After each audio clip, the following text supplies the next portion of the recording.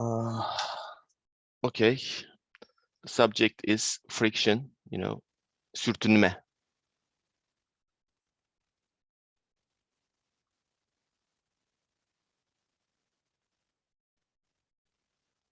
Okay, if a body stays on a ground like this is the ground, there's a body here. So it has a weight and it goes down like this. And this is the action. The ground gives us a reaction. Okay. This is the reaction force, which equals the weight, as you well know. So let's say this surface here is a frictional surface. There is a friction there. If we apply, this is no movement in this first stage. Let's have a look at the second one. Okay, we have again the same member. Weight is over here and reaction is here and W. If we apply a lateral load, horizontal load, which is P, to this body. So when we apply this horizontal load to this member, we try to move it. Okay. So when we look here, the moving direction is this, right? This direction. So we know that there's a friction on the surface, which depends on the I will explain this. Okay. Friction, what the friction depends on. I'm going to explain it. It's not time for this. This moves right hand side and ground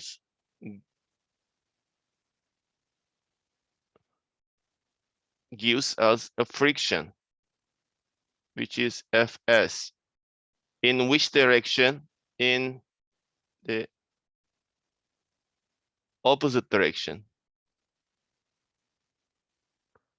Okay, what we know here, if we know the moving direction, if there is a friction in between the body and the surface, the friction is always in the opposite direction. Okay, we know that this is a rule. If you go right hand side, friction goes left hand side.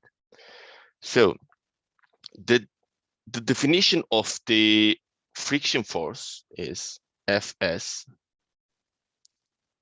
is mu times n. Okay, this mu is coefficient of friction.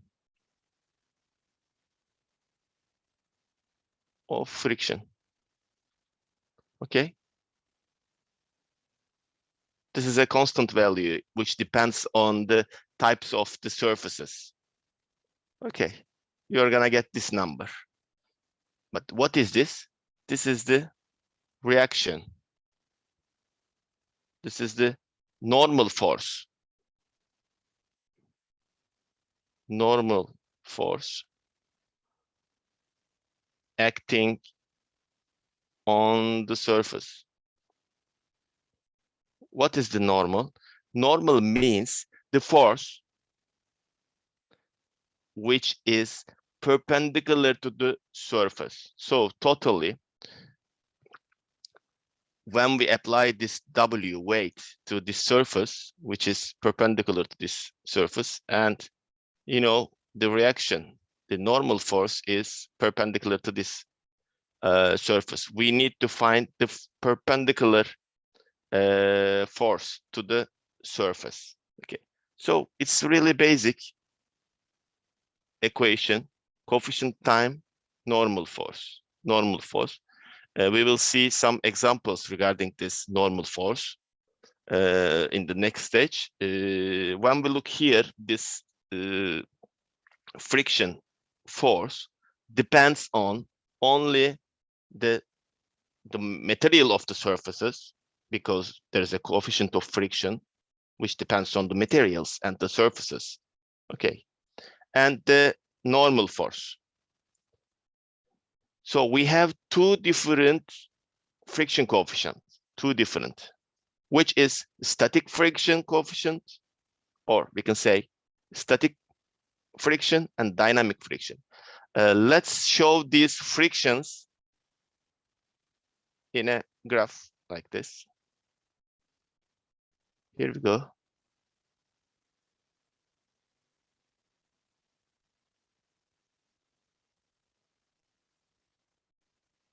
Nope. Yes.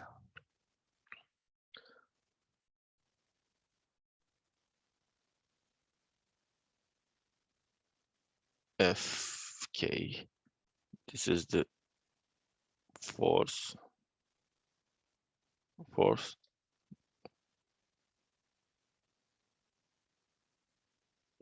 Force means the friction force.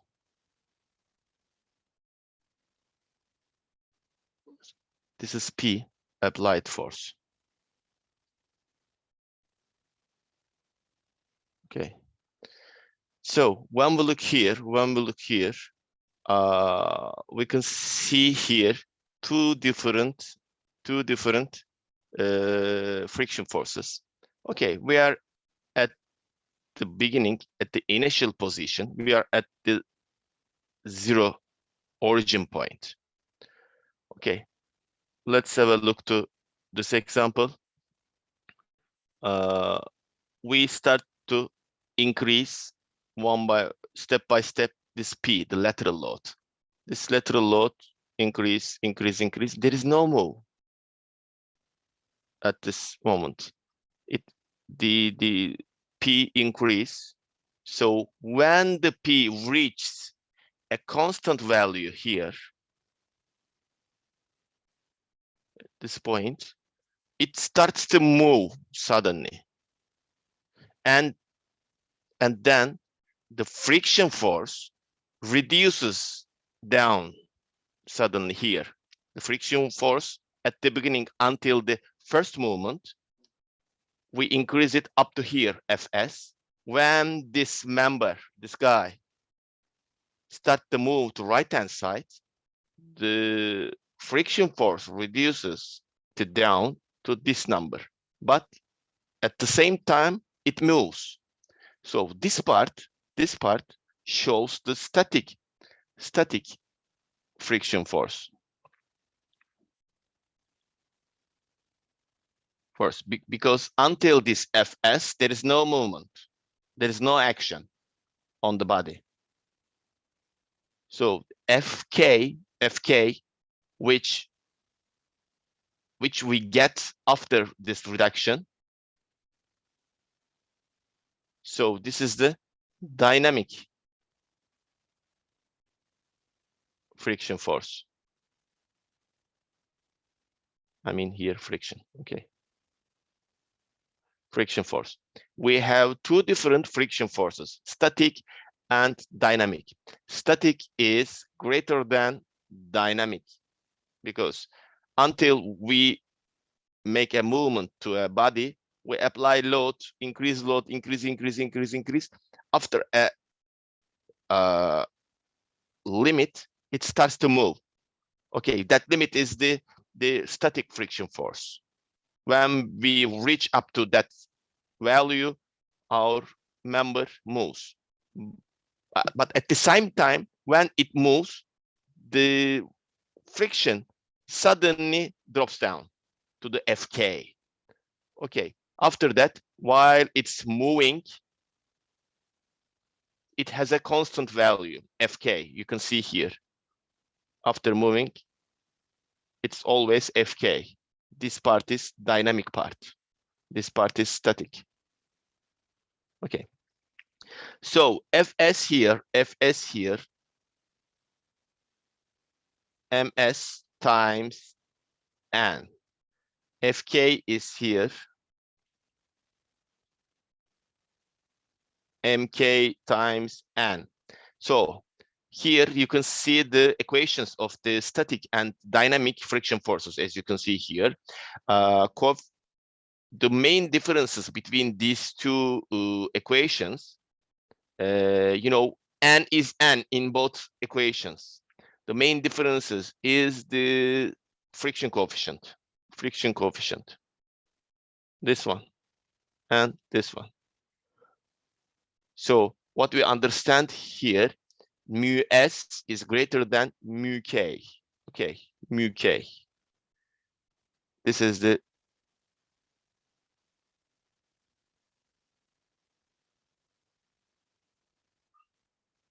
static coefficient of friction. Same. Dynamic.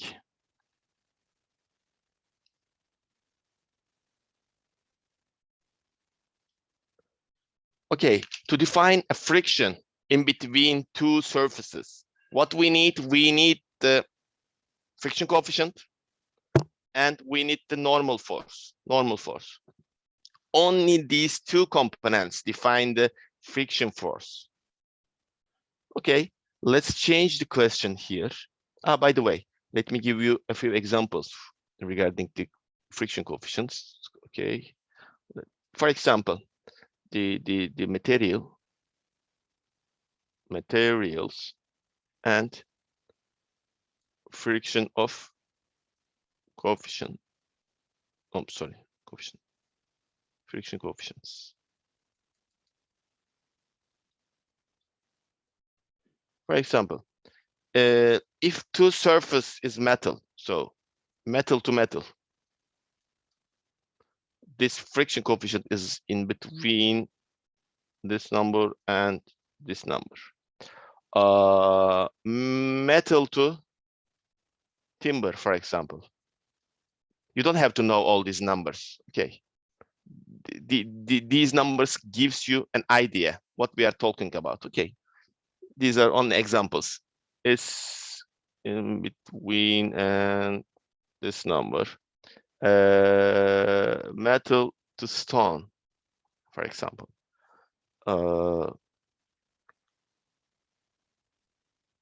Yes, this timber to timber.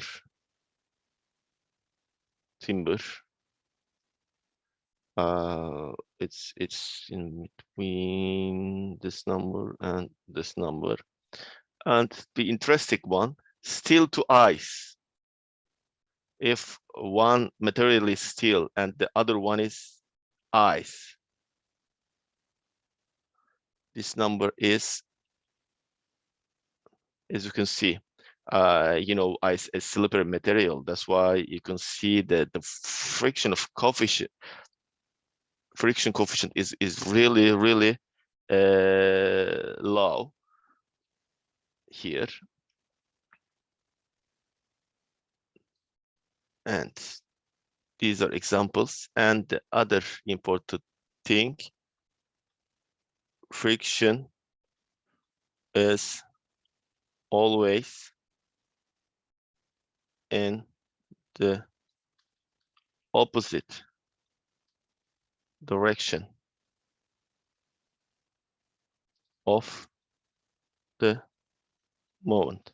Okay, you have to know this one. I said at the beginning. Keep this in your mind. Okay, what we have. Yes. Let's throw a member. Again, I have a member here. This is W. This is P. And what we have here, we have N, which is a normal force, W. And if there is a lateral load, let's say there is a friction on this surface, there is here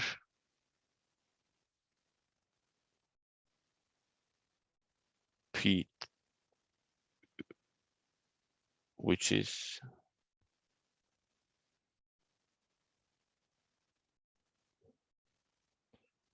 okay.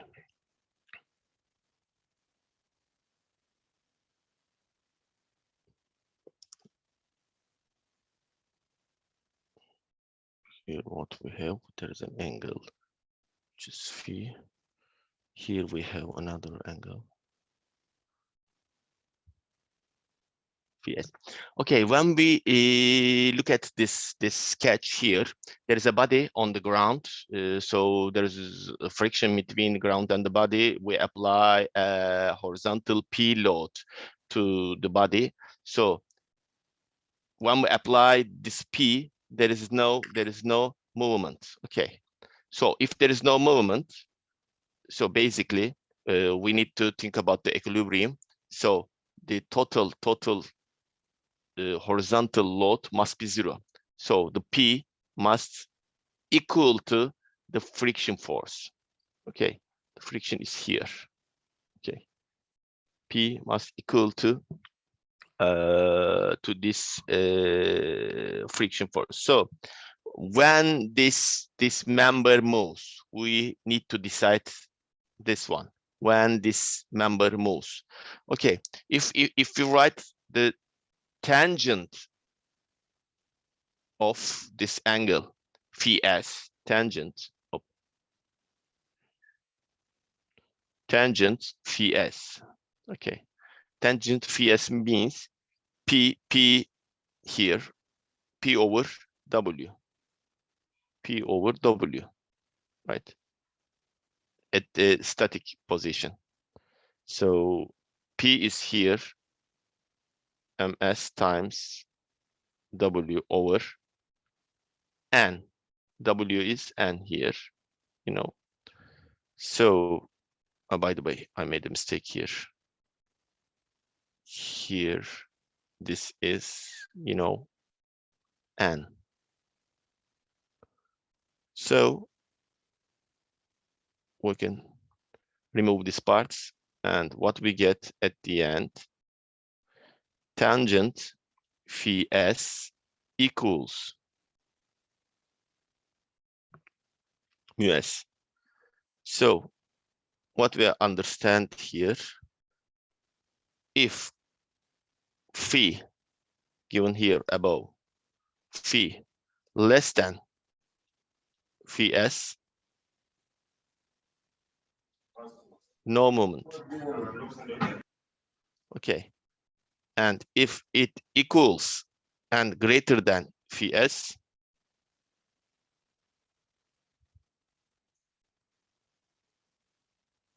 movement starts. Okay. This is the mathematical equation of the first movement. Actually, we have to define. I'd like to ask a question to you. Okay, after we explain all these things. Okay, if I have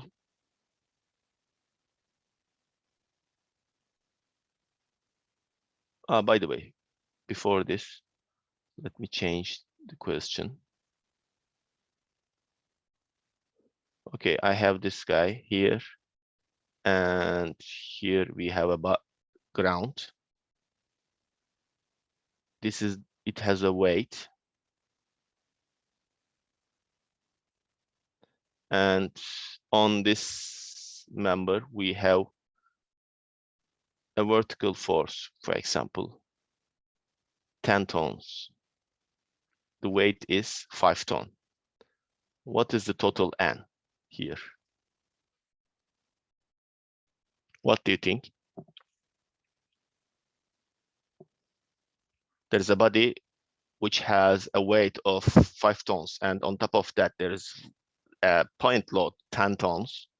So what is the total normal force which produced the friction? Basically, here the normal force here, the total vertical force down, 5 plus 10, 15 tons. Okay. We are not dealing with only the weight of the member. If there is an extra force on top of our member, or if there is an extra load which acts on our surface, yes, we need to add that. At the end of the day, we are not using the weight to calculate the friction. Don't forget this one. We always use the N. N is the normal reaction force, which is the total perpendicular load to the surface. Let's change the question. One more question for you. If I have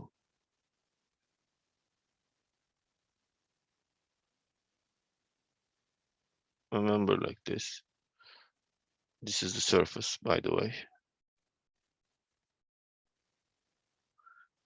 Here I have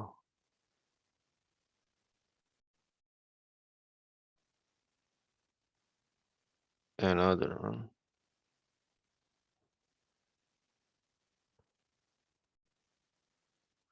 Okay. Okay, all these members have the same weight.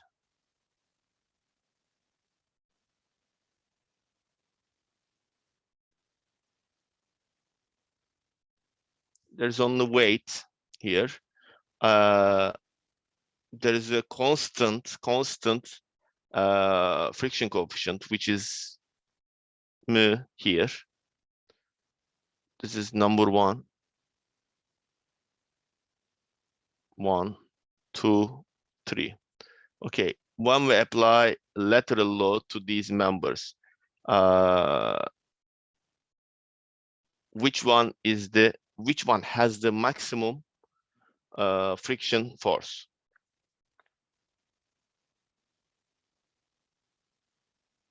Do you have an idea which member has the maximum? So Second which one. has, which one? Second, I guess. Second one. Just a second.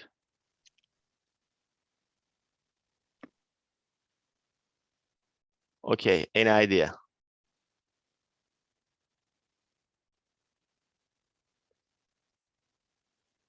Hey guys, are you sleeping? Any idea? Which has the maximum friction force? We have only one answer. Okay. Let's do it together. Here, when you look this surface, and this one, you can say the A2 is greater than A3 and is greater than A1. That's okay. The areas which touch to each other in this order, that's okay. But remember our friction equation.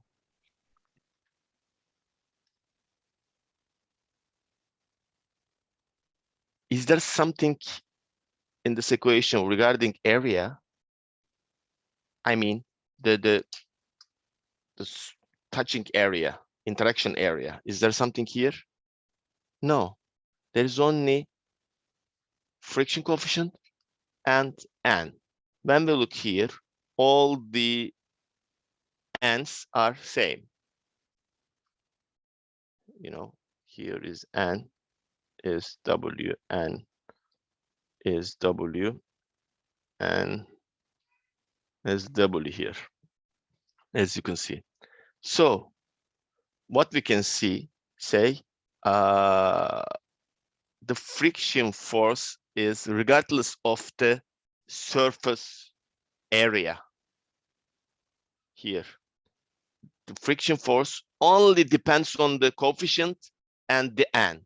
That's why here all these friction forces equals to each other. Oh, my pen is getting crazy. There's something wrong here. Just a second. Yes.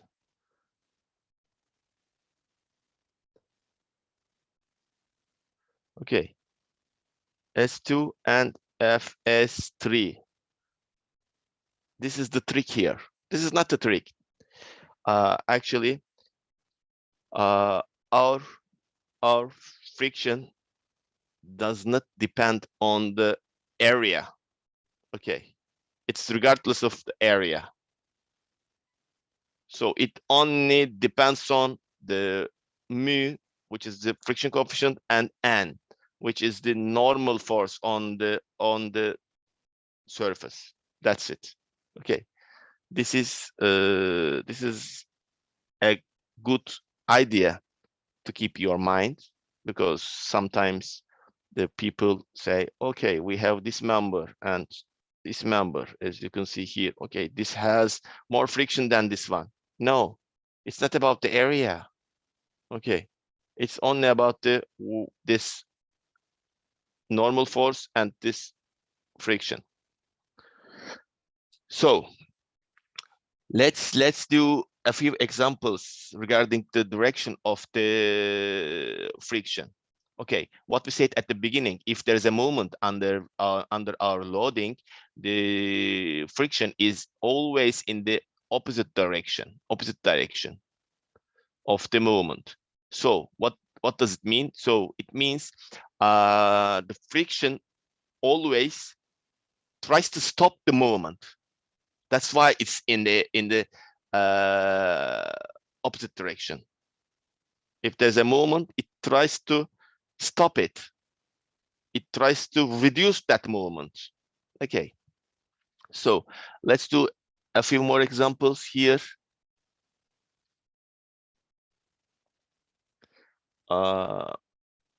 If we have an inclined surface like this is my body on the surface here. So here we have what we have. W. So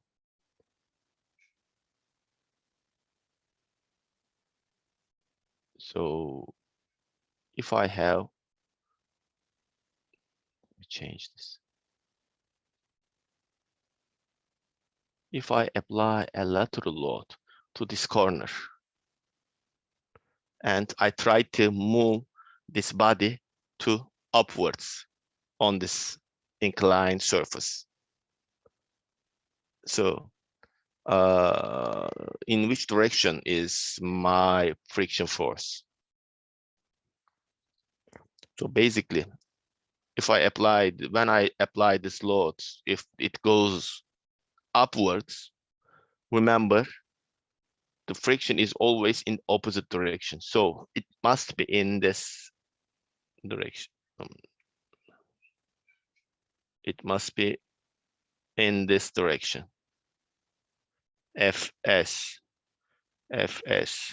equals mu s times n. Where is n? N is here. N is here. This is also n. Okay. Here, let's change the question again. Again, I have an inclined surface and a body on this surface. It has a weight, like this. And then if we apply a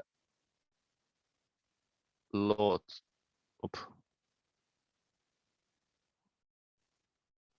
let me draw it like this. In this direction, which is P. Okay, what we are doing here, we are trying to move this body to downwards. It will go downwards. So the friction force is gonna be in the opposite direction. In the opposite direction, which is this direction. Okay. This is the Fs mu s times n. So we need to define again n, because we need N, which is the normal force.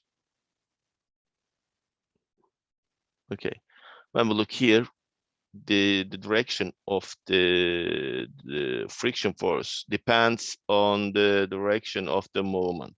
Okay. Another example.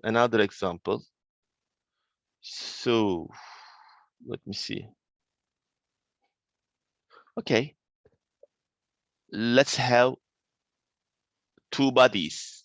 One is on top of the other one, like this here. Just a second, I'm gonna draw it with rectangles here. Okay, this is one of the bodies, and this is the other body. See, so what I'd like to do here, we're gonna apply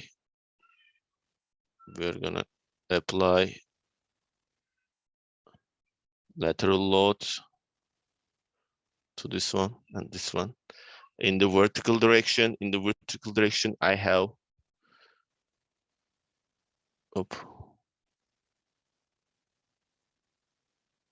this one and this one. Let me write here. This is P. This is P. This is Q. This is Q. Let's say this is the member A. This is the member B. Under, and let's say here we have a friction. Okay, in between these two bodies, there's a friction. So under this loading condition, what are the directions of the friction forces? Okay, we are just trying to guess the direction of the friction, because why this is important. To write the equilibrium equations, you know, we consider all the directions of the forces. We take into account all of them. That's why we have to know the correct or right direction of the friction force. If we don't do that, so our equations will be wrong. Equilibrium equations will be wrong. That's why the logic is here really easy. This is not a difficult logic. That's why I know you can do it easily. Here we go. Let's split these two bodies into two sketches here. This is the first body. Make it black. No, that's right. Let's do it. This is the second one. Okay, and we're gonna do this. At the top, what we have? We have P. Yes, we have Q. Remember, in between these two forces, two members, there's a friction. What makes this friction? Firstly, the N in between this surface, or in between these two members. So we need to find the N. So if, let me write, by the way, this is P, this is Q, this is N. Okay, this is N. We know N, we know Q. N, for example, here equals the weight of this member plus Q. Okay, N is N. So this member goes to right-hand side. So the friction here goes to left-hand side. This is F. This is F S. So let's write the equations or directions for the member at the bottom side here. What we have in vertical direction. So these two members, A and B, touch to each other. If there is a normal force on member A, it acts on top of the member B. So here we have N, and then we have here, according to the sketch, first sketch, we have a P, and from the bottom we have N. Just a second. I'm gonna write what they are.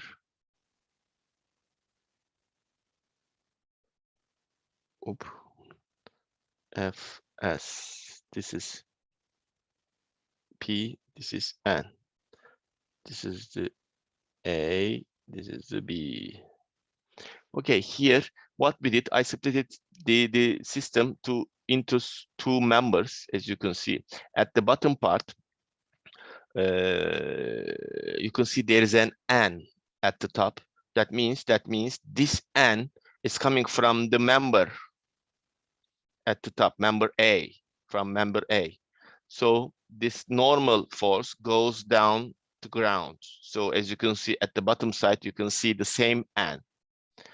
The moment of the B is to the left-hand side. You can see the P goes to left-hand side. So we know that this moment direction, and we know also that the friction force goes into the opposite side of the movement. That's why you can see Fs goes to right. So we have the same friction in between two members, but the direction of the Fs, or friction force, changes, depends on the movement of these members. One goes right, so it has a friction goes left, and for the bottom part, we have the opposite situation. So in the examples, I guess you're gonna get better understanding of this friction direction. We have only one equation here, just one equation, not many complex equations. We have one equation, and then what we have the directions of the frictions. That's it. We have to combine and use them, combine all of them to each other and use them. Another example here.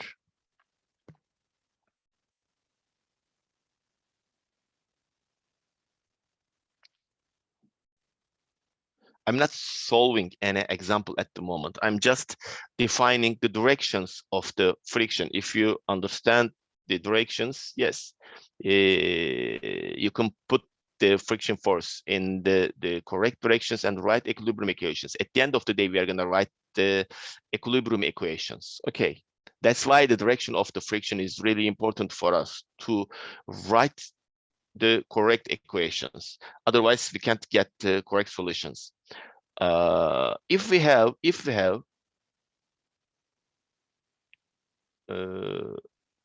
a corner, let me draw it here.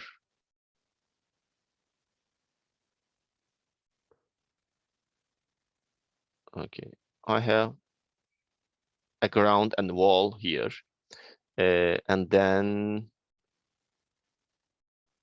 I'm gonna have a box at this point. A box, yes. And at the bottom, I'm going to have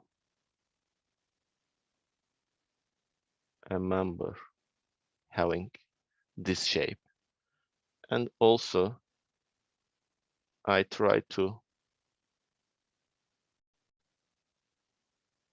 insert another member to inside.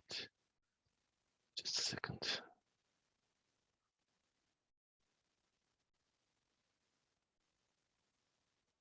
Okay.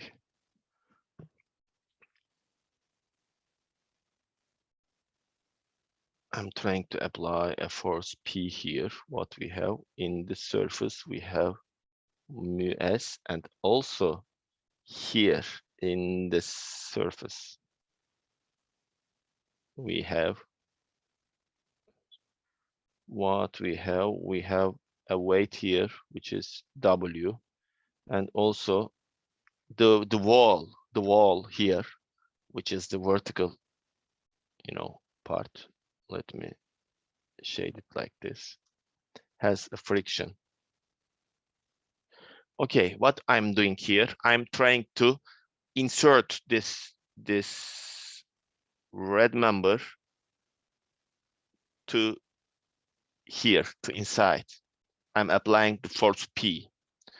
Okay, if I apply this load, let's think about the movements. When I apply the P to this red box, red member, this member goes right. It is okay? This moves to right hand side in this sloped surface. And at the same time, while it's going up, sorry, right, it goes up a little bit because there is this inclined surface. I'm applying a lateral force. It goes inside and a little bit goes up due to this sloped surface. That's okay. If this goes up, the body at the top, which is W, it goes up, right? Can you see that the rectangle, or let's change color, this green member goes up. If you can see this, okay, you can write the correct friction directions. Otherwise, you can't write the correct equilibrium equation. Okay, let me write the equation or directions for each member. Okay, this is my green member. Let's write the equations for it. What we have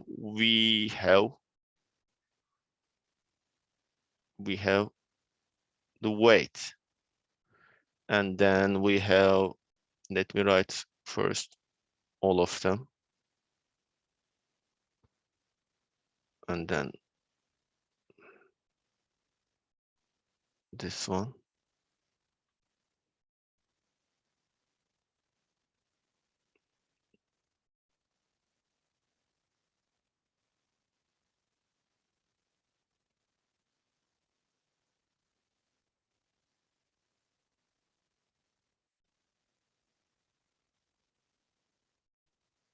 That's better.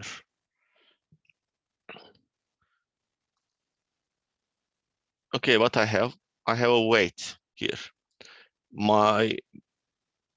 Due to this weight, I have N1 in the vertical direction. In the vertical direction, I have a friction. That's why I need to calculate or find the N1 normal force.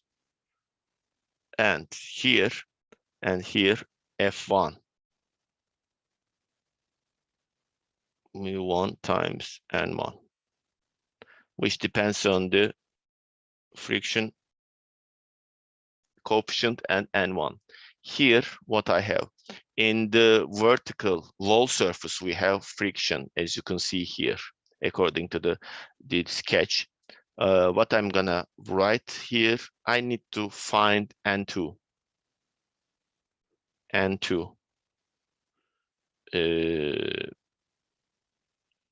What is the normal force on this vertical surface? And what we said at the beginning, the green box goes up when I insert this red member to inside.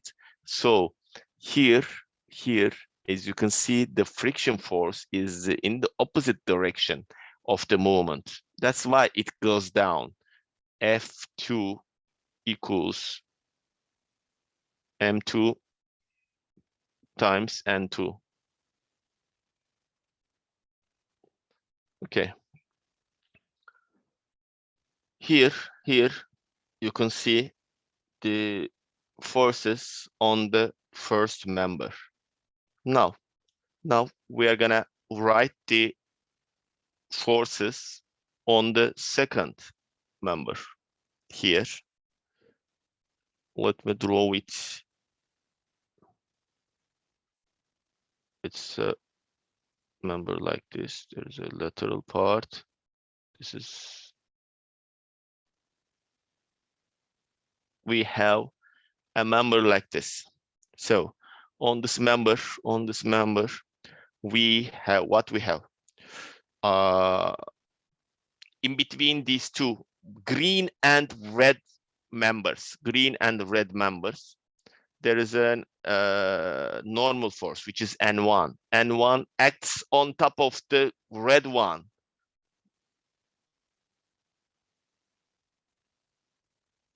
Here we go. This is N1. Here we have the P, and also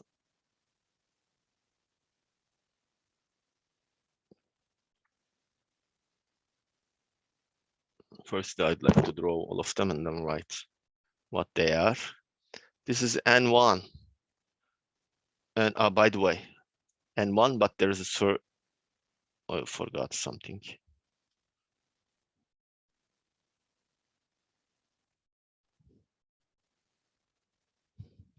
Okay, this is P, you know, this is the external loading. Okay, here N1 comes from the member at the top. The friction is in between the bottom red box and the green box here, this one. Here, the moment for the red member is in the right-hand side. It goes to right-hand side. That's why this friction is in the left-hand side. F1 equals mu1 times N1. Okay, let's have a look to this sloped surface at the bottom. So firstly, before writing the equations here, remember this member goes to right-hand side, and at the same time it goes a little bit up due to this sloped surface. As you can see here, there is a friction on the sloped surface. Friction force is in the opposite direction here. F3 equals mu3 times N3. This is N3. What is the important thing here? N3, we have to find the normal force, which is perpendicular to surface. You can see here there is a sloped surface, and we are gonna have to calculate the force which is perpendicular to that surface. After that, we can calculate the friction force. So we use this N3 in F3 calculation, N3 times mu3, as you can see here. You can see N3 and then mu3. Here, what we did an example to figure out the directions of the normal forces and friction forces.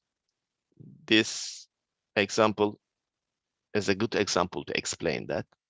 In the questions, you are gonna get better understanding regarding this issue. Okay, the last subject regarding the friction is the friction of ropes. Friction of ropes, which is iplerin veya kayışların sürtünmesi in Turkish. Let me, I'm gonna explain this with some mathematical equations. I'm gonna write some differential equations here. Okay, you don't have to know that. I just want to explain. Okay, we are talking about this friction on the ropes. That's okay, but there is a mathematical, a physical explanation behind these calculations. I just want to show this with the equations. After I write all these mathematical equations, we are gonna get a last equation we have to know. Okay. But to get that, I'm gonna write all the mathematical things, stuff in between start and the last product. But you don't have to know all these calculations. This just shows you we are not doing without the calculation. We have always something behind all our assumptions. Okay, I will do it in the next page. I would like to use the two sides of the screen. That's why I'm going to do it in the next page.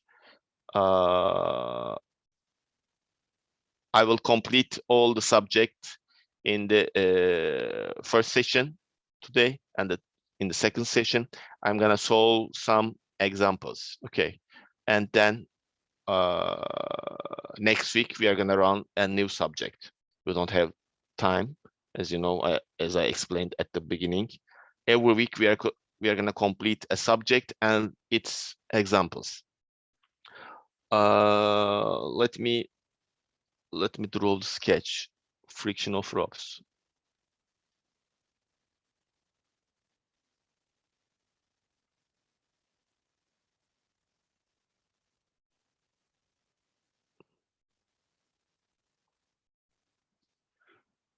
Okay, what we have? We have a pulley, makara. So around this, remember, we have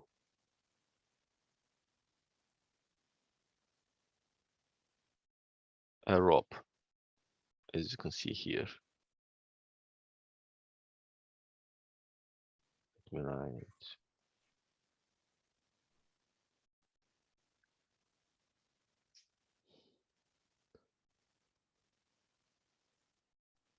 Okay.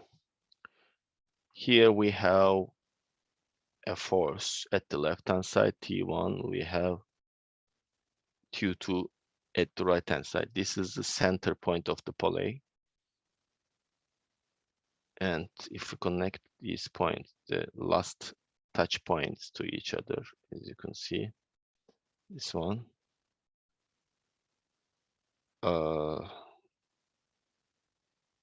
Yes.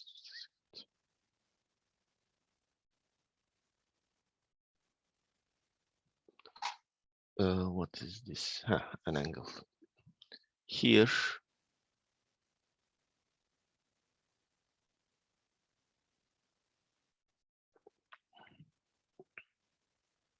I'm gonna take out a small piece to explain what we are doing. Here is beta, this total angle. Here, theta, and I'm gonna write some equations. That's why a small piece is del d theta. Okay, so in this equation, what we assume, T2 is greater than T1. Let me take this small part. Which small part? Let me show.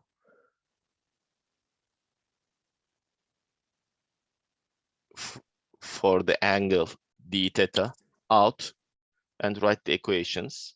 Let me write it here.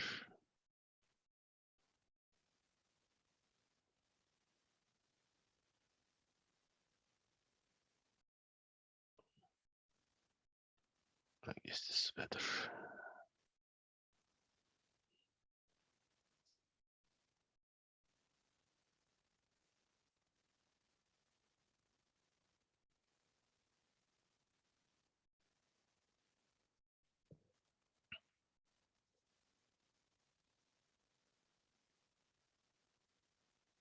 This is the center point. Oop. Not good.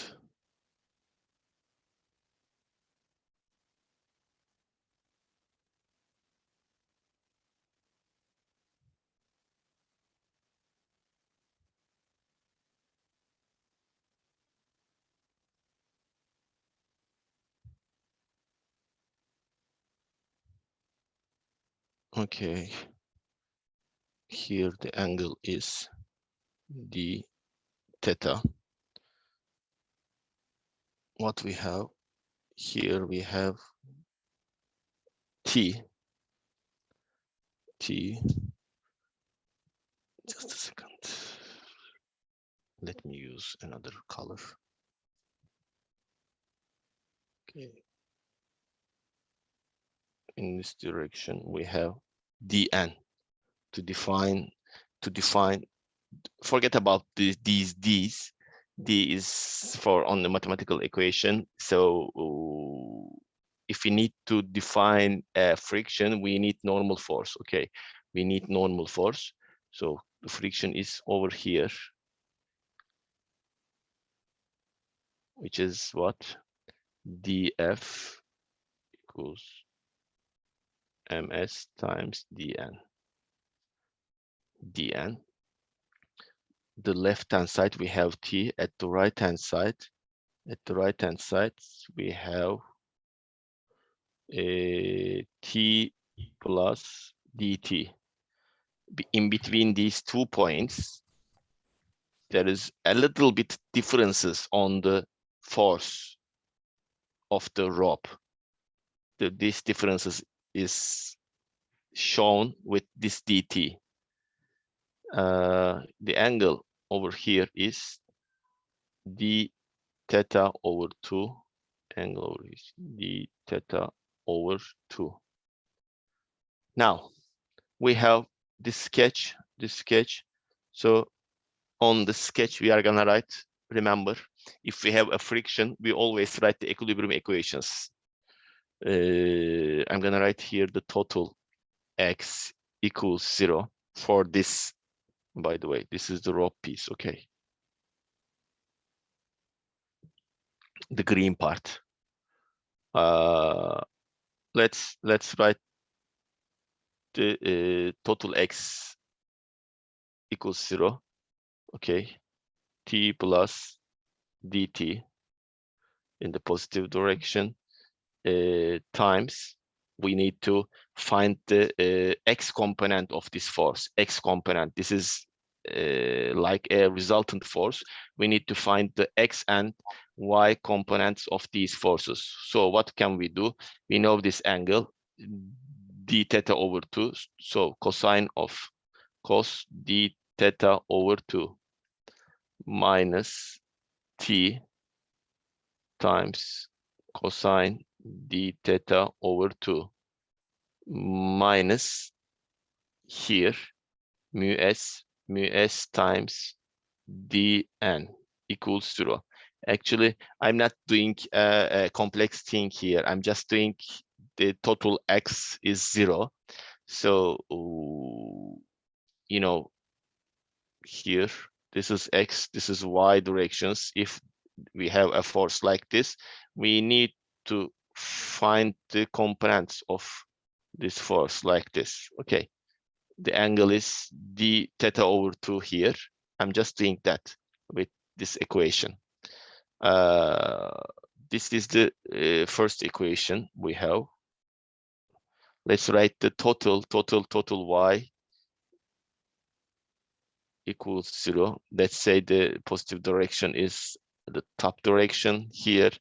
dn goes up, dn minus t plus dt, vertical component for t dt is sine d theta over 2. So we have at the same time t at the left hand side minus t times sine d theta over 2 equals 0.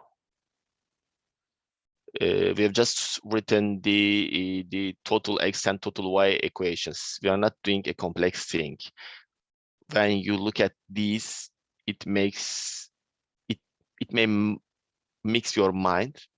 No, we are not doing a complex thing. We are just writing total x and total y for this small member.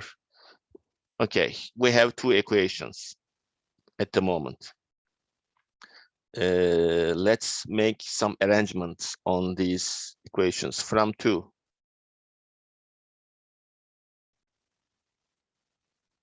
What we do, dn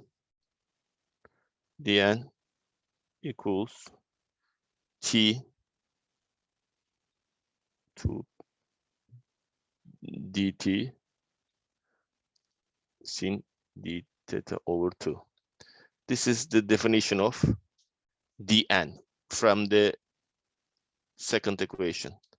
Okay, let's do one more page.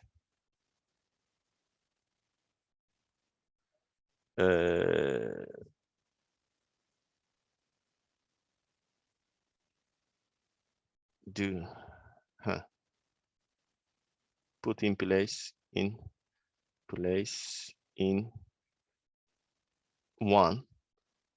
What we do, dt times cos d theta over 2 minus mu s 2t plus dt times sin d theta over 2 equals 0.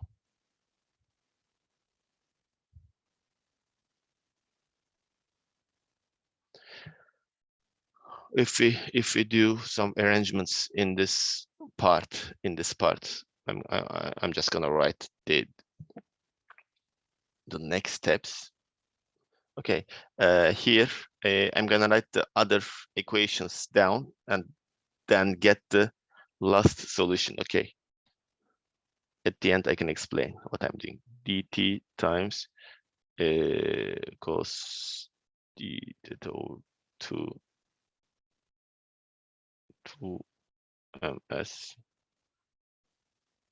t plus dt over 2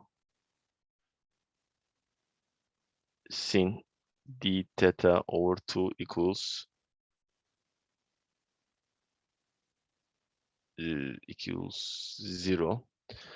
Let me check the equation again, if there's something wrong or not. D theta and d theta. Okay, if we multiply this equation, both sides of this equation with 1 over d theta, what we get at the end, dt over d theta times cos d theta over 2 minus mu s t plus dt over 2 times sin d theta over 2 over d theta over 2 equals 0. If here d theta, as you can see, we have many d thetas in the equation, goes 0. If it goes 0, cosine d theta over 2 goes 1. So sin d theta over 2 over cos, no, d theta over 2 goes 1, and dt over 2 goes to 0.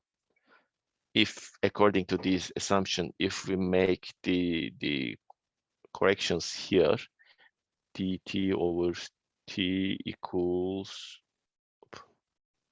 minus ms times t equals 0, dt over t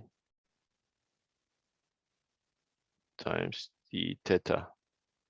So here, what we are going to do, if we do the integral of this equation in both sides, here we go, t1 to t2 dt over t equals mu s times d theta. So at the end, what we get, ln t2 minus ln t1 equals mu s times beta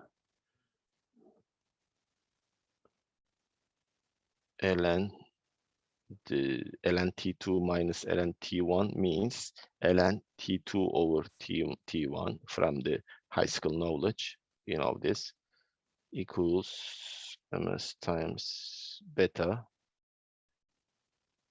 So at the end, I'm gonna write it here. I'm gonna write it here. Just a second, let me check the last one. This one.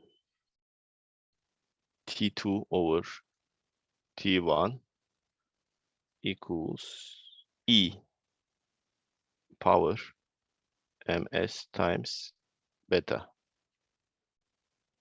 So if we write this equation, T2 equals T1 times E mu s times beta. This is the last product you have to know. Okay.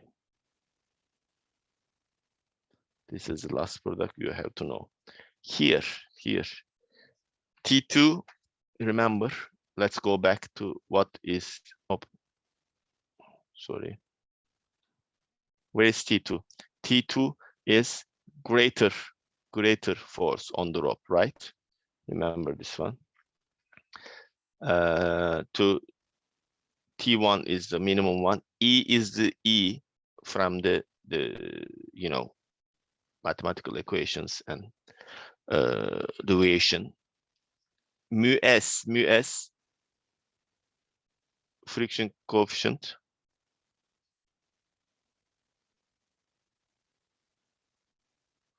Beta. What is beta? Beta is the angle in between the touch points of the rope to the pulley, to the surface. This rope touches to this circular surface in 2 points, as you can see. Beta is the angle in between these 2 points. Okay. But what is the trick? Beta is in radians. By the way, let me write. Angle in between the 2 touch points of the rope, right? And change color. Beta is in radians. Okay, we are gonna have an angle, that's okay, but this angle should be in radians, not degree. Okay, as a unit, we are gonna use radians, not degree. So, for example, if we have a rope,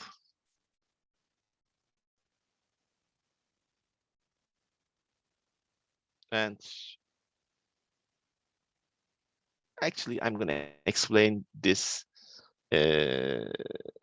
in the example that I'm gonna solve for you. Okay, let's have a break. We have just completed the subject. Yeah, we completed the friction. We're gonna solve a few examples regarding the friction. So let's have a break, half an hour. Now it's 10:20 according to my clock. We are gonna be here at 10:50. Okay. Okay, guys. See you.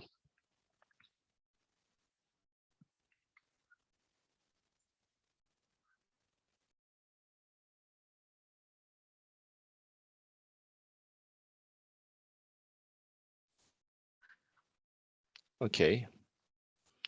Now we are gonna do some examples regarding the friction. We've just completed all the subject in the first session. Now we are gonna do some examples here. Let's start in a new page. Okay. Here we go. Just check the recording. Yes, we are recording it.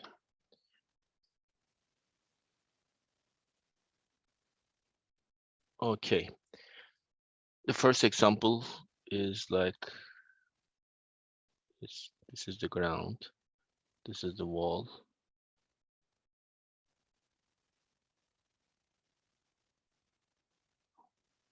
Here, there is a ladder in between ground and the wall.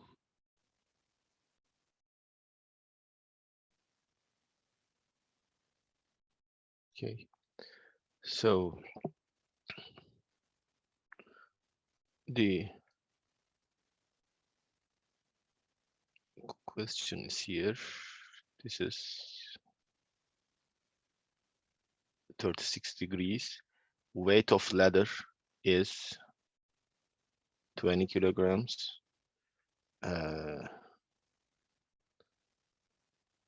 What is the friction coefficient on the ground? And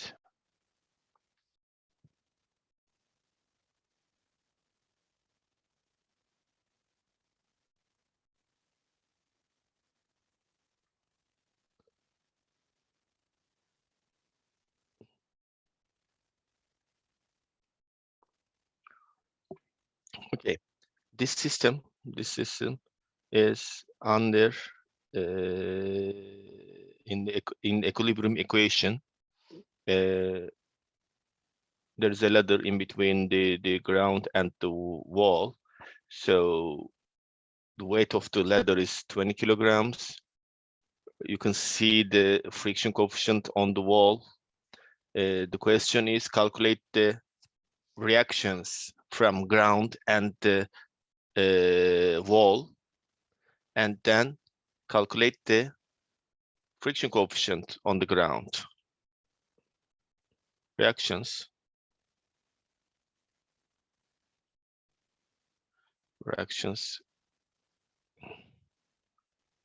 from ground, from the ground and the wall, and mu s on ground. These are the questions. Okay, let's think about the forces and the reactions. I'd like to change the color. Okay, the weight of the member. You know, if we have a member, the weight is at the midpoint of this member here. Let's say this is the midpoint, so I can add 20 kilograms here.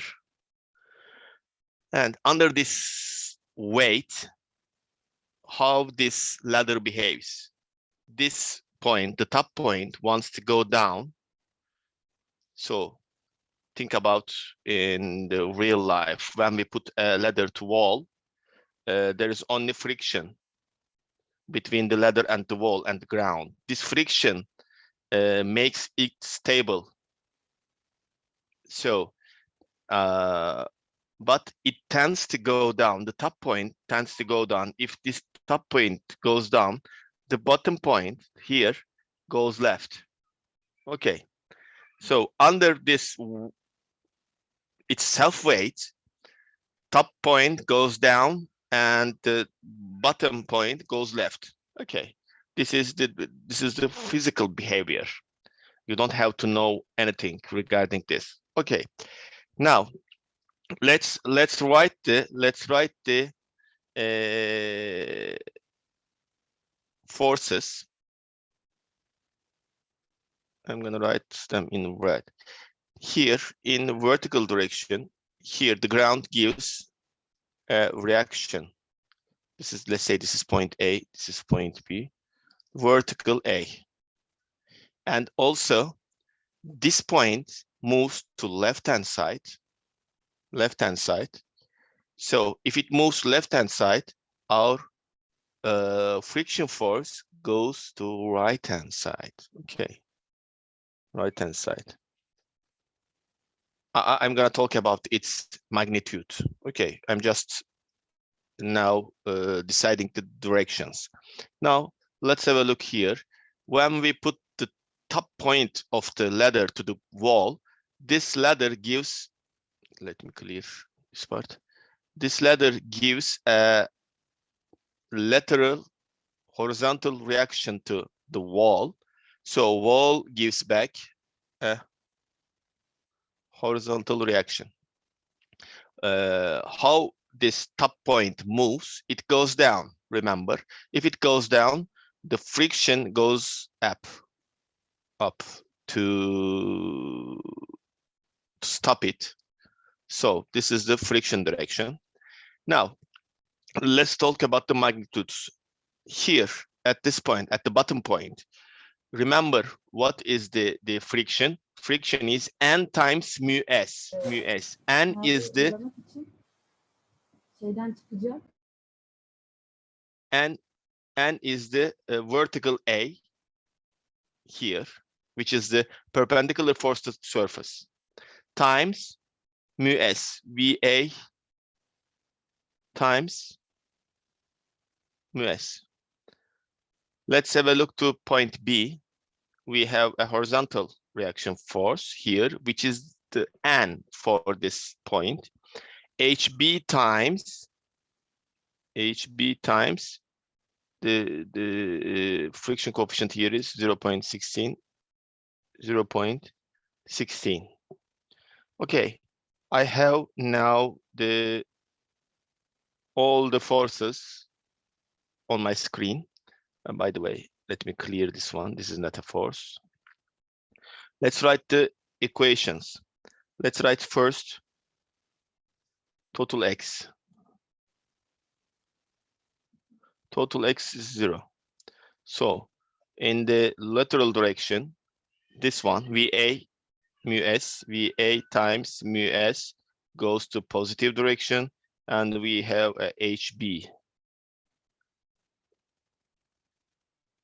in negative direction. It's 0.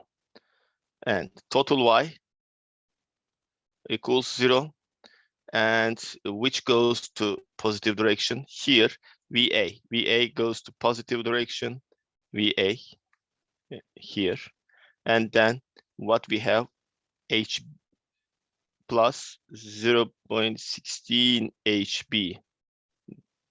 HB goes to positive side, and also at the midpoint we have a weight which goes down to negative side, minus 20 equals 0. I'm just writing the equilibrium equation for this ladder. This is the second equation. This is the first equation. second equation. Now I'm gonna write total MA is 0. There is no connection in between the ladder and the ground, so there is no moment transfer. That means the moment at this point is 0. By the way, according to our equilibrium equations, you know, the total moment at each point is 0. So if we use this rule for the point A, we are gonna write the equation. So let's say this direction is, I assume this direction positive for a moment. So, you know, we have a weight distance to here is, let me write. Okay. Here is the total L, length of the member. What is this? This one is L over 2. L over 2. Okay. So I don't need this L over 2. I need this one, this distance to make a calculation. So the cosine component of this L2 gives me this horizontal distance. Okay, let's write the moment. 20 times L over 2 times cosine 36 minus here this HB here. For example, this friction force rotates the system in the negative direction. That's why I use minus HB times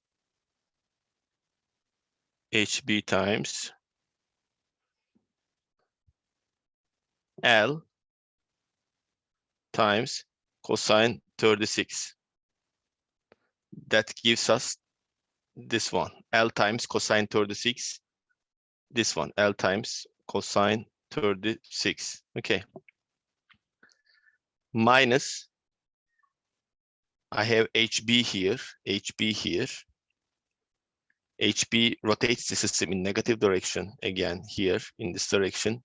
That's why it takes minus here, HB times L times sine 36 equals 0. So what we have at the moment, we have 3 unknowns, which are VA, HB.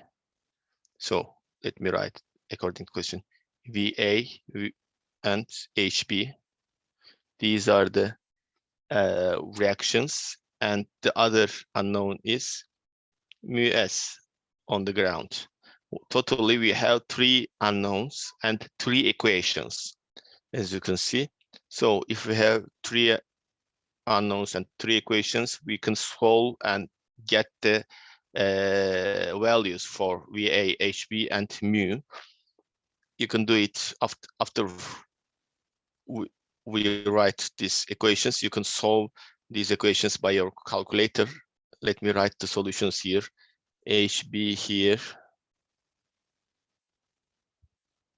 VA equals, and mu S is, this part is the solution.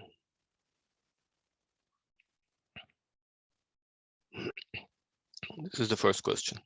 What we did, after we draw all the forces. By the way, to solve the friction forces, okay, get the sketch first, and then try to understand in which direction is the movement. Find it. Okay. After you find it, please write the directions of the frictions, or draw the arrows with the directions to the sketch, and then write the magnitude. To calculate the magnitude, firstly, you need to get the normal force on the surface. So get the normal force times friction coefficient gives us the friction. That's it. After you write all these forces, what we are doing? We are just doing the equilibrium equations. Here, as you can see, we write the equilibrium equation here. Total x is 0, total y is 0, total ma is 0. So we got 3 equations and 3 unknowns. So we can solve it. Here, as you can see the solutions. Now let's do one more example. I don't wanna waste time more because this is the easy case. The question here is, okay, we are in a shipyard. Let's say we have and here is the sea. There is a ship over here.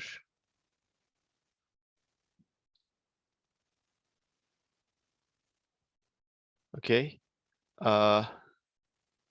So at this point, we have a giant steel support, and we are gonna connect this ship to this. Let me just a second. Let me clear this part.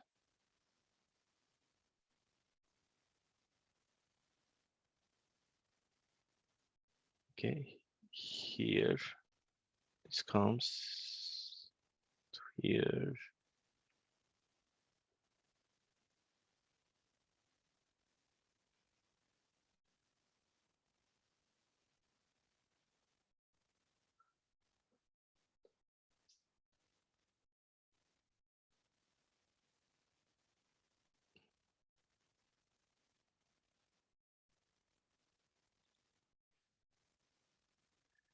This tension here is okay. Here, just a second. The mu s here. I'm gonna explain the question. What's the number? Huh.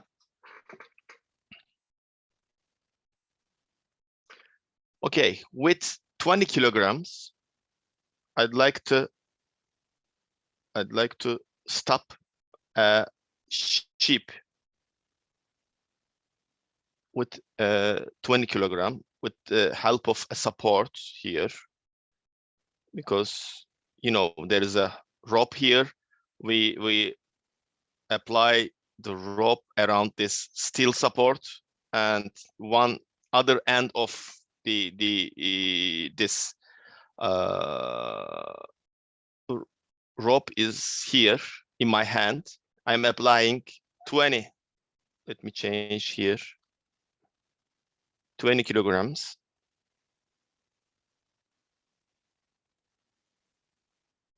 I'm here. Okay, I apply 20 kilogram. So I'd like to keep this ship in place with 20 kilogram, but it wants to go out, and this ship applies 1,250 kilograms to my rope. Now I'm in equilibrium position. I can hold it here with this 20 kilogram. To do it,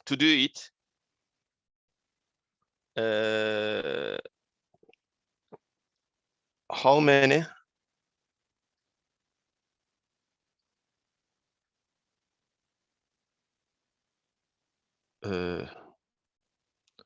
circles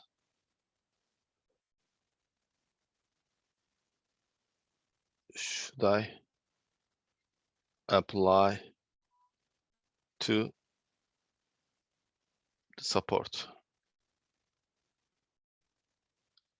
Circle means, you know, I take this rope and make a circle connection. How many circles or circle connection? I connect this rope to this steel support with circle connection. So how many times I should apply this circle to this support to carry this 1,250 kilogram tension load with my 20 kilogram force? Okay, this is the question. So remember the last subject in the first session, T2 equals T1 times E mass times beta. Okay, so here T2 is always the greater load. Remember, T2 in our case, T2 is this one.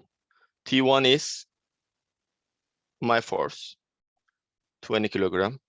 I'd like to hold the ship with 20 kilogram. That's okay. But how many times I should make a circle connection to this support? Yes, we can do it. The mu s here 0.25.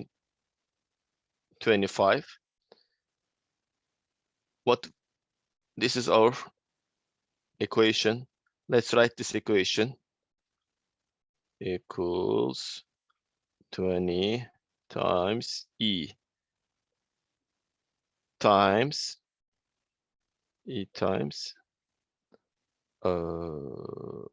mu s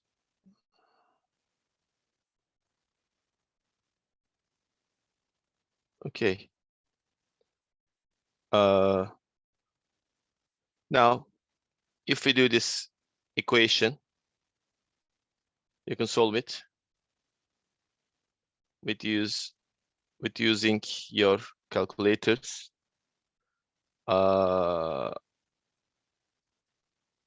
If you write this equation, you know, this is 20. So we have beta, and here, if we do ln of the both sides. So if we take the ln, this part goes, this is beta ln. Yes, beta is here. No.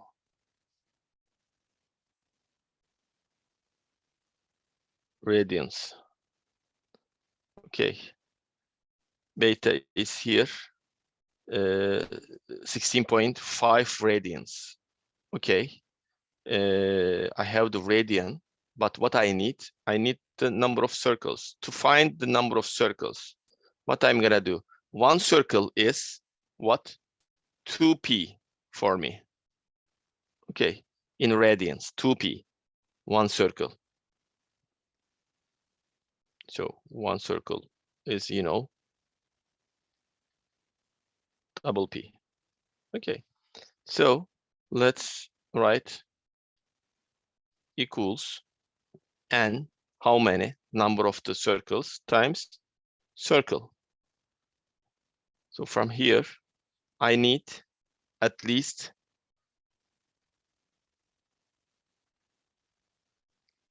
2.63 times circle connection. So if I get greater than this one, I can keep this ship in place with 20 kilograms load. Okay, this is the question regarding the friction on ropes. Let's do another example. By the way, is there any question or comments? Let me check my questions. I have one interesting. Oh, where is it?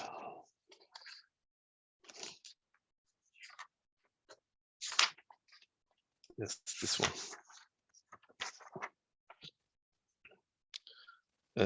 This takes into account everything. Here we have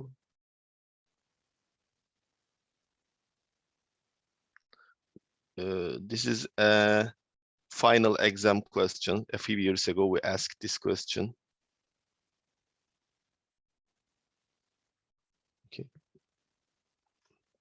Here we go. Now what we have.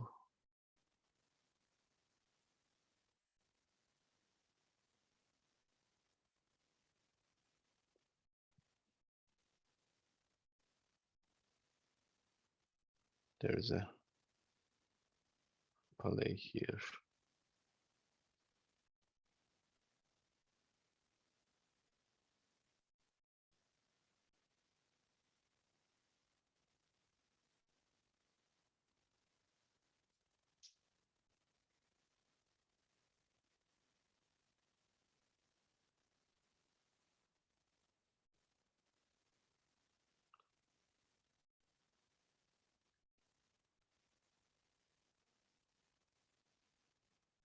Okay, here we have a load P. This is G1.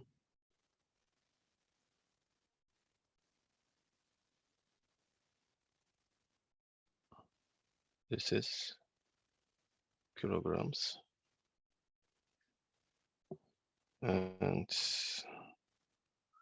yes, we have a mu1 here.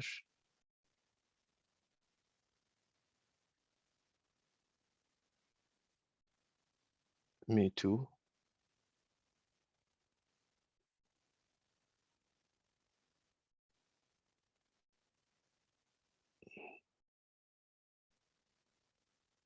There's mu3 on the play. Okay. We have this system. According to this system, find the minimum P load P.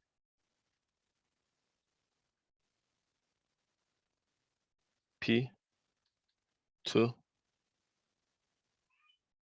start action for A M3 equals 0, B M3 equals 0.1. Okay, we have this system, as you can see, the P load at the left-hand side, and the moves the system to the left. We have two different bodies which are connected to each other with a rope. As you can see, the angles here on the ropes. The first body is 50 kilogram and the second one is 100 kilogram. There is a pulley in the middle of the section or sketch. You can see.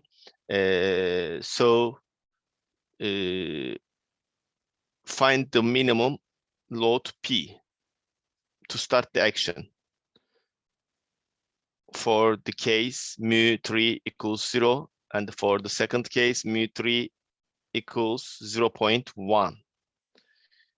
Okay, guys, what are we gonna do? What are we gonna do to do this? Okay, let's write the loads to the sketch. Okay, first. So we have 50 kilograms here. That's okay. We have 100 kilogram here.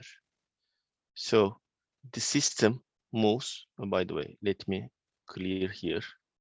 Clear here. I'm gonna write it here. mu1, mu2. Here, the system moves to the left-hand side. By the way, we have a n1, right? normal force, and the system moves to the left-hand side. That's why the friction force goes to the right-hand side.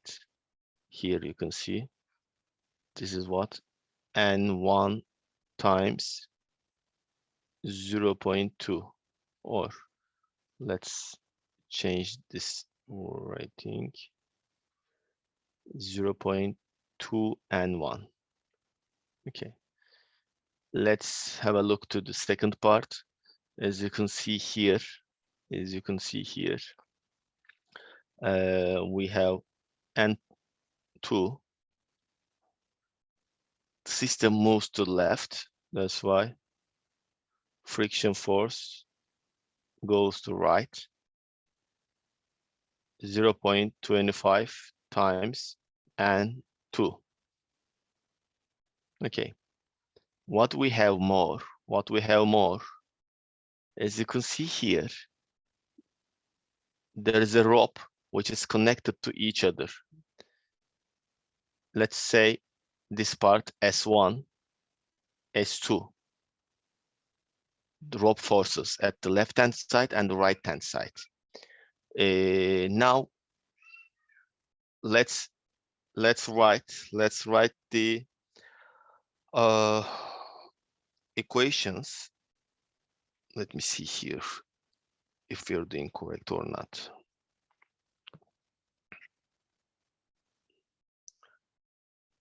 Okay, here we have to be careful for something else. For normal forces, as you can see, there is N1 and N2. While we are calculating these normal forces, we have to consider the rope forces. Okay, here, rope force is in this direction. Okay, and same, it's like this. So if we consider the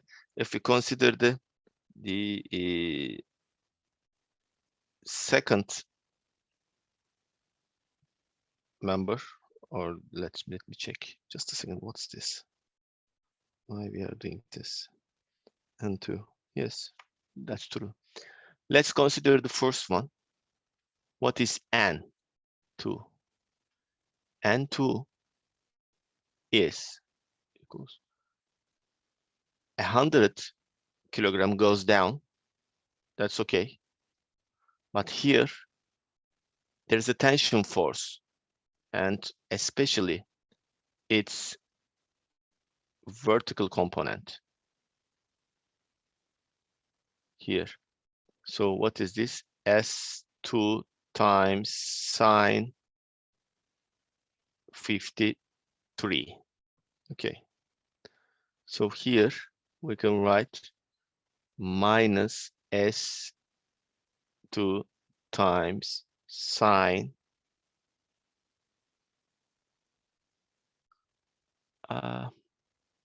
by the way, to follow the solutions in my paper, I'm gonna make a change on the names in my calculations.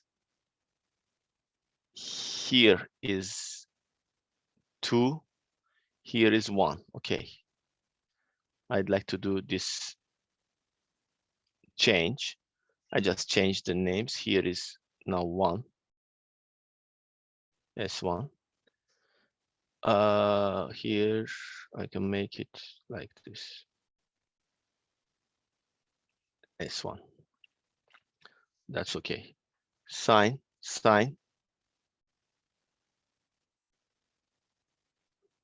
53. Okay, now we have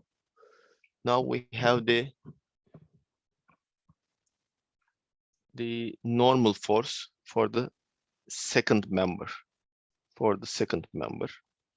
Now let's write the total x equal 0 for my member here. for the second member here. So what we have in the lateral direction, S1 times cosine this equals N2 times mu2. So mu2 here is, let me change. We have the number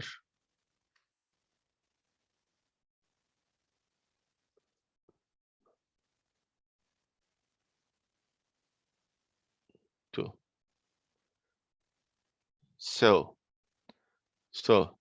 in this equation above, we have just calculated N2, and we can put this N2 here. Okay, we can directly put it here and get S1 times cosine equals 25. 100 minus S1 times sine 53. Okay, we have only one unknown in this equation, and if you find it, it's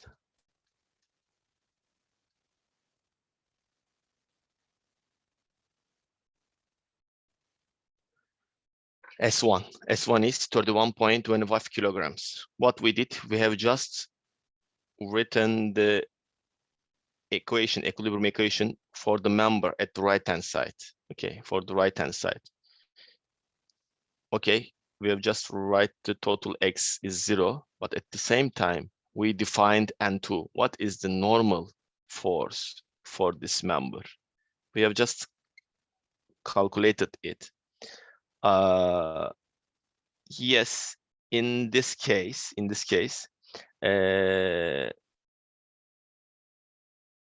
the first case, actually A, it says mu3 equals 0.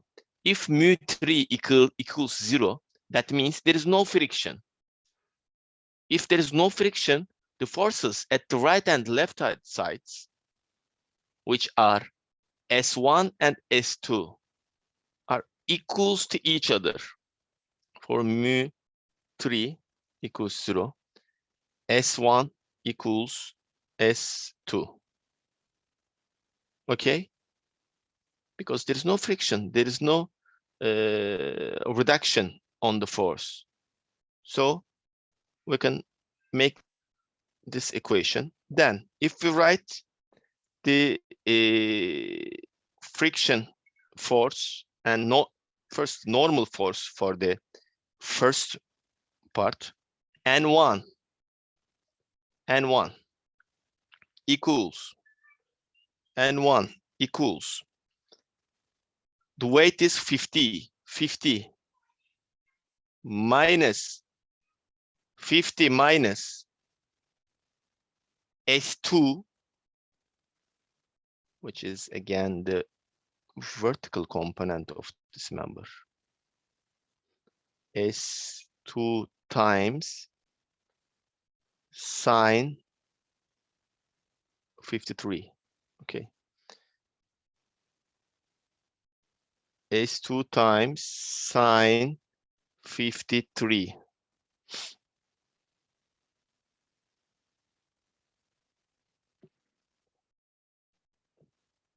Okay.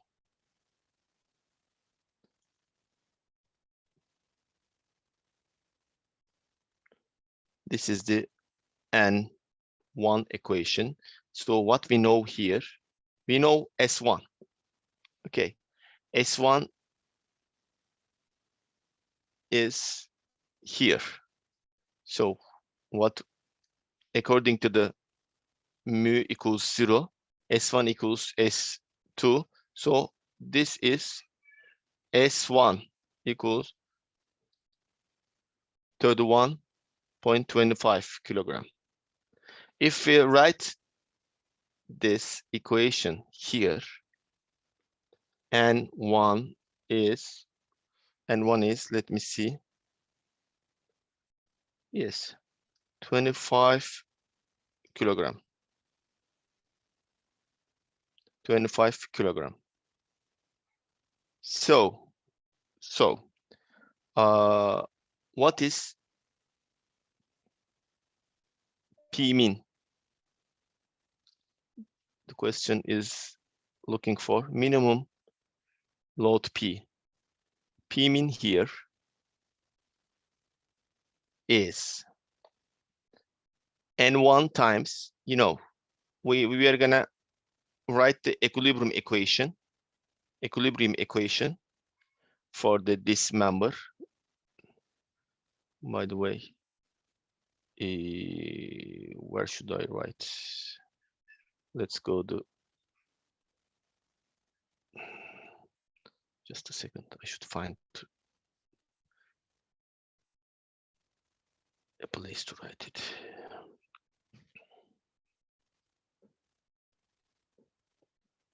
Okay, here write the total X equals 0, right? P minus 0.25. This is the friction force times 25 minus times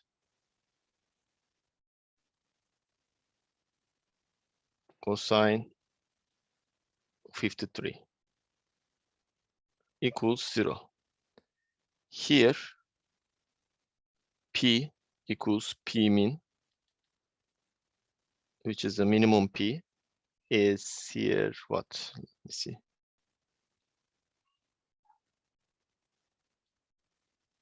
Okay, this is the P min, which moves the system to the left-hand side for the case 1. If the mu3 equals 0, yes, this works for us. Now, what we are gonna do? We're gonna do the case B. Case B. Here, we know S1. S1 is S1. It comes from the right-hand side. It doesn't depends on any poly friction value. That's why S1 is S1. But in the case B, we have to calculate the S2. How we are gonna do that? We're gonna do it with the friction of ropes subject. Let's do it. I'm solving B. Mu3 is what? 0.1. Okay. Now I know S2 greater than S1 because the system goes to right. S2 is the name of the rope at the left-hand side. You can see here S1 times E mu 3 times beta. Beta here,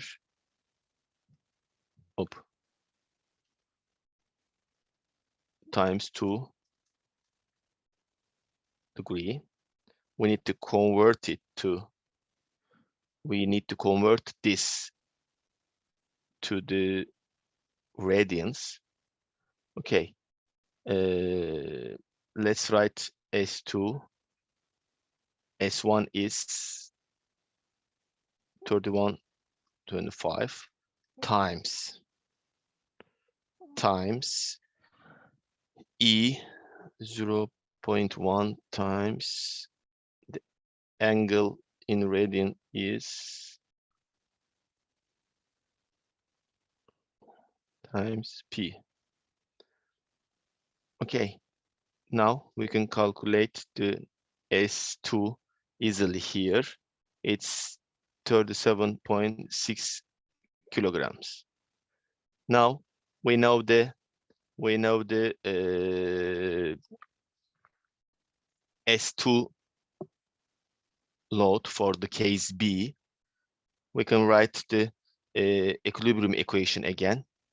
P by the way, we need to write again N2. Sorry, which one? N1 here again. N1 is equals 50 minus times sine, which is okay.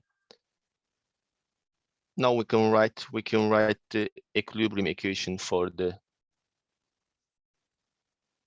first P goes, this is Fs.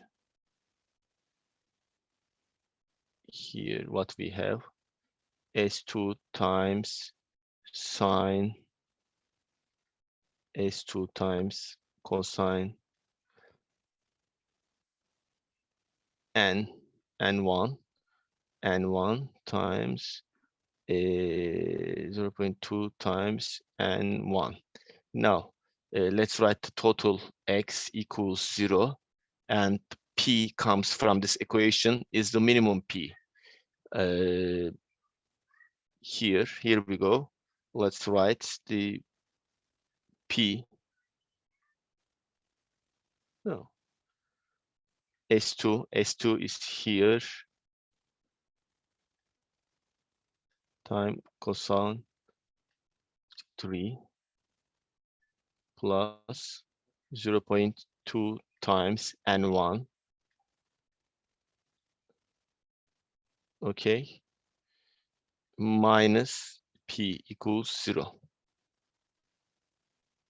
So from here, P mean is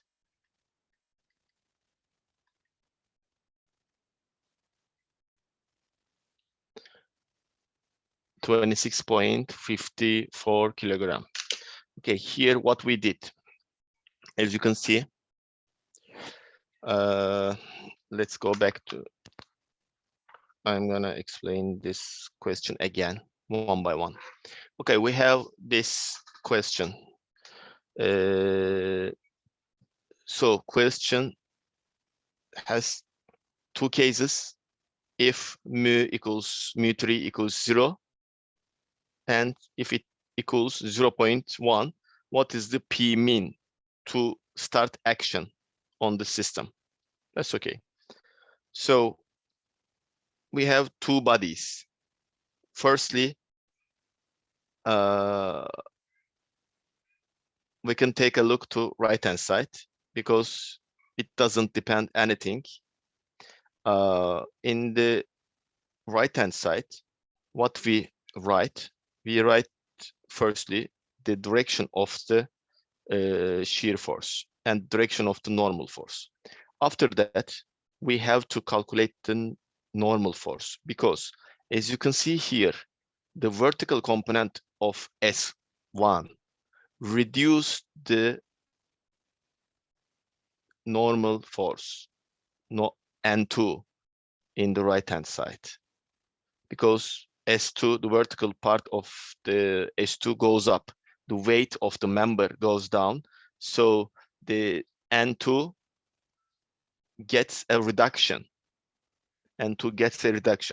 We take into account this reduction, and also S1 applies a horizontal component, which is S1 times cosine 53. So at the end of the day, for the second member, we write the total X is 0 after we did all calculations. Total X 0. If we know the friction force, if we know all other forces, we can write the total X, which is an equilibrium equation for this one. We did it here. We have just calculated S1. S1 is here 31.25 kilograms, as you can see this part. Okay. It's regardless of the mu3. Okay. If we know S1, depending on mu3, we can calculate S2. In the first case, mu3 is 0. That means the rope has same tension load at the right-hand side and at the left-hand side. That means there is no reduction due to the friction force. So that's why we assume that S1 equals S2 and make our calculations accordingly. So what we have to do for the body at the left-hand side, we have to calculate N1. Remember, N is the normal force which acts the perpendicular to the surface. So we have a weight, it's the self weight of the member. And also we have the vertical component of S2. This one reduced the weight, so it reduced the friction force. We have to consider in our calculation. We calculated the N1 here, N1. 50 minus S2 times sine 53. This gives us the forces. These are the forces in the y direction. So if we know the the normal force, that means we know the friction force. It's easy because the coefficient times normal force gives us the friction force. So friction is in the horizontal direction. After I get the friction force, I write the equilibrium equation in the horizontal direction. That means total x is 0. From this equation, the P I will get is the minimum P, which starts the action on the system. So what I write here, total x is 0, P minus other lateral forces. As you can see, what I have here, for example, P minus friction force minus horizontal component of S2. So I get the P from this equation because P is the unknown in this equation. So the P is the minimum P, which starts the action. Okay, this is for the mu3 equals 0. If mu3 equals 0.1, what we did? Here, the S1 is S1. It comes from the right-hand side. You know, we have just calculated at the beginning. What we do, we know that S1 and S2 are not equal to each other. So we have to use something. Consider what we learned. We learned the friction on the ropes.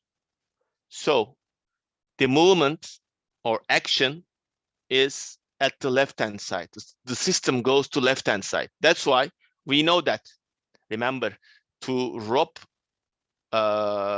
equation, we have to know which one is the maximum, which one is the minimum. S2 is the bigger one. So S2, that's why we used to, let me see, yes. Let me change the color. We use S2 here, and write this equation. So what we need here, we know what the M3 mu3 is. We need this angle. What was the angle? Angle is this. The last touch points, the angle between the touch points of the ropes here. If you check it from geometry, you're gonna see this angle is 106. But this is in degree. To use it in this rope friction equation, I have to convert it to the radians. I did it here in the equation. Here, this is the S1, the smallest force, times E power, the friction coefficient times angle in radians. Okay, this part for conversion to the radian. If we do this example, we get what? S2. S2. S2 is the rope force at the left-hand side. Okay, you can see the left-hand side member here and the forces which are acting on the member. S2 is like this, remember, this is S2. Here you can see the vertical and horizontal component of the S2. I used the angle here, 53, horizontal component, vertical component. Okay, to calculate the friction force, I need normal force again here. To calculate the normal force, I have to consider all vertical forces. Remember, we have a weight here. We have a weight here, which is 50. And also there is a rope load, rope vertical force, which goes upwards, which reduce this 50. So I take into account this one here. This is the weight minus weight rope vertical rope force, vertical component here, and I get this n times friction force coefficient. Friction coefficient gives me the friction force. Okay, if I know friction force, yes, I can write now the total x. In the x direction, what I have the horizontal rope force component, S2 times cosine 53. And I have friction force, 0.2 times N1. And I have also the load P. If I say the right-hand side is positive, okay, the forces in the